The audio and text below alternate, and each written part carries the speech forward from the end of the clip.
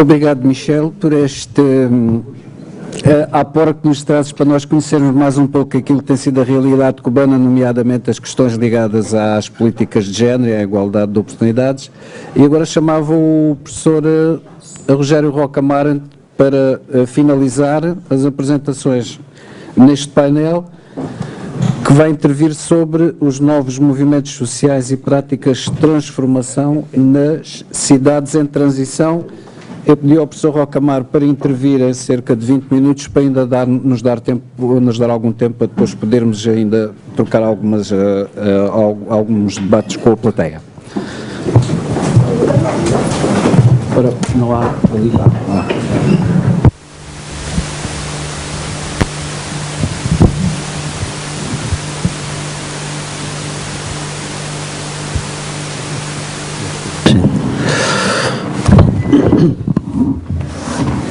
Bom, antes de mais, queria cumprimentar todas as pessoas presentes, não só os meus colegas de mesa, mas também todos os que estão desse lado.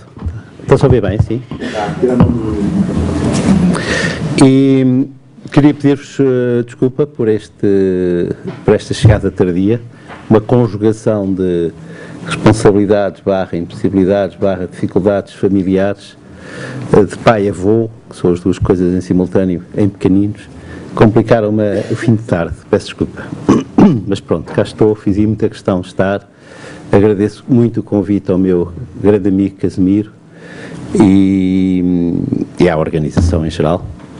E só tenho pena de não poder ter estado antes para ouvir as outras intervenções, mas pronto. Darei o meu contributo dentro destes condicionalismos que acabei de referir. O tema que eu sugeri para esta intervenção é novos movimentos sociais e práticas transformadoras nas cidades em transição. Devo dizer que é um tema que eu vou abordar pela primeira vez em público, mas que conjuga várias coisas que têm sido não só objeto da minha reflexão teórica, digamos, e até como professor no ISCTE, mas também objeto da minha intervenção de cidadão. E é exatamente por ter descoberto isso, essa conjugação interessante, virtuosa, entre práticas e teorias que me levaram às interrogações que aqui gostava de partilhar convosco e que me levaram à conjugação de que há hoje um conjunto de práticas e de conceitos associados a essas práticas que estão em condições já, podemos dizê-lo assim, de configurar aquilo que se chama novos movimentos sociais e que podem encontrar uma conjugação interessante no tema das cidades em transição, que, aliás, está em grande progressão, em grande desenvolvimento, e que encontra até algumas expressões interessantes em algumas cidades intermédias, ou pelo menos na tentativa de algumas cidades intermédias em Portugal, de construir essa ideia das cidades em transição. Como penso que todos sabem, há aqui duas questões prévias que é importante sublinhar, que é, mas enfim, penso que não vale a pena perder muito tempo com isso. Como penso que todos sabem, o conceito de cidades em transição, que nasceu na Inglaterra, e que também pode ser designado por um movimento de transição noutros contextos, conjuga diferentes ideias que têm a ver, por um lado, com a sustentabilidade, que têm a ver, por outro lado, com os princípios da permacultura e do ecologismo, aplicados à ideia de uma cidade, ou de cidades que possam se tornar menos dependentes de fatores exógenos, de fatores que podem condicionar o seu bem-estar, a sua qualidade de vida, como, por exemplo, a evolução do preço do petróleo, como, por exemplo, a crise alimentar, como, por exemplo, outras formas de dependência de coisas essenciais que as sociedades hoje vivem, como, por exemplo, a crise financeira atual. Portanto, a ideia de que é possível construir fórmulas de viver em cidade onde haja menos dependência de fatores exógenos, condicionantes e associados às fragilidades, aos buracos, podemos dizer assim, da sociedade capitalista, é o que está por trás da ideia de cidades em transição. É não só, digamos, um conceito, mas é sobretudo um conjunto de práticas que já tem hoje várias experiências e que já chegou a Portugal, como penso que alguns sabem. Já existem algumas experiências interessantes em Porto Alegre, por exemplo, aqui mesmo na cidade de Lisboa, em algumas zonas, em alguns bairros, no Algarve, enfim, várias experiências que andam por aí. E a ideia é construir sistemas de vida alternativos, coletivos, que passam por formas económicas, que passam por formas de participação organizada dos cidadãos, mas também por novas formas de utilizar e gerir as energias renováveis, neste caso, novas formas de consumo, novos modelos de vida, mas também novas atividades, novas formas de troca, revitalizando, por exemplo, formas de troca direta, até, em alguns casos, de utilização de moedas locais, etc. E, portanto, este é um conceito, um enquadramento teórico ou prático que eu gostaria que tivessem em conta. A ideia das sociedades de transição, uma ideia ainda bastante, apesar de ser aprofundada, apesar de ser mais trabalhada do ponto de vista teórico e do ponto de vista prático, do conhecimento das experiências, mas é uma ideia interessante em si, já vamos ver porquê. Cidades em transição, por um lado.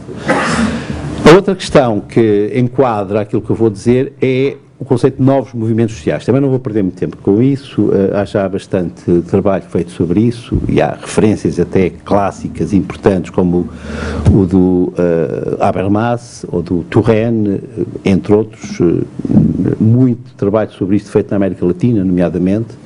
Há até algumas referências interessantes, se quiserem enfim, não estou a ensinar nada que não saibam com certeza, mas que podem encontrar-se até de uma perspectiva mais, uma primeira leitura no dicionário internacional da outra economia, por exemplo, onde Ana Mercedes e Casa tem uma reflexão sobre este conceito e uma bibliografia básica sobre ele, mas obviamente há outras coisas mais aprofundadas do que isso.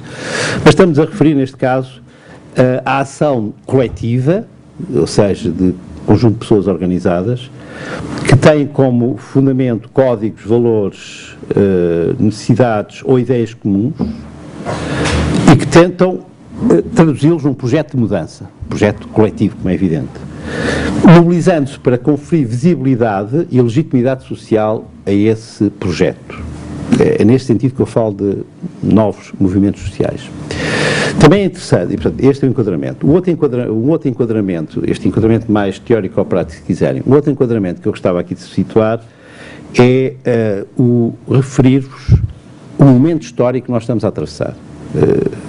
Fala-se crise, mas estamos muito para além de uma crise financeira, como penso que todos sabem. Estamos numa crise muito mais profunda, tão profunda que não começou em 2008, mas começou historicamente, simbolicamente, em 68. 68 é que é o ano fundamental, porque é o ano da contestação ao modelo capitalista, ao sistema económico, ao modo de vida que estava instalado e que supostamente fez os 30 gloriosos do pós-guerra. É aí que começa a debacle, começa a fragilização desse modelo, e é interessante que isso tem a ver com um movimento, uma manifestação, de certa maneira pode ser configurado como um embrião do movimento social que é o Maio de 68 em França, do qual aliás depois desaguaram vários outros movimentos sociais que decorreram daí. Desse ponto de vista, o final dos anos 60, princípios dos anos 60 é riquíssimo do ponto de vista dessa contestação do sistema capitalista. Veja-se, articule-se com os grupos de resistência, de guerrilha urbana na Itália, as Brigadas Vermelhas, na Alemanha, o grupo Adenauer, nos Estados Unidos, o movimento Black Power, etc. É interessante, porque há aqui uma conjugação, mas mais de 68 é que é o símbolo.